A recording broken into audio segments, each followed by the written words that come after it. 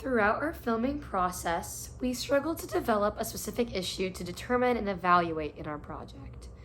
We were interested in creating a lighthearted film, which was what most of our group enjoyed watching in our free time, but we had many discussions of where this would fit, but we decided to make our storyline and then we could analyze it in search of conventions and social groups.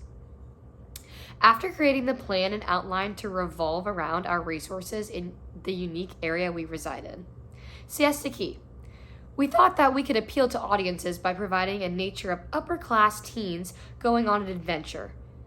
Now, this may seem to lack depth, but after we evaluated this, we found that we were pushing the conventions of women not having a drive as go-getters.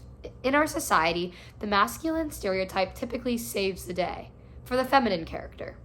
This is furthered as the antagonist in our film was the men and their loss of treasure. So though we weren't appealing to the moral sense of this figure, the women came out on top essentially with the treasure in the end.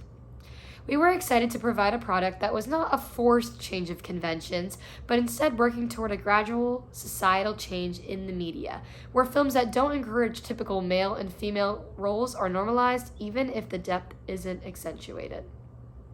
We also began to see how the social class of the lead characters were in a setting they aren't typically found in films.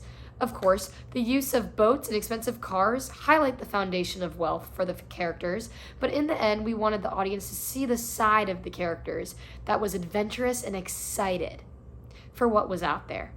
We all agreed as a group that we have seen so many films that showcase those of wealth in a light of lacking motivation as everything is just handed to them. Again, we didn't dive too deep into the film.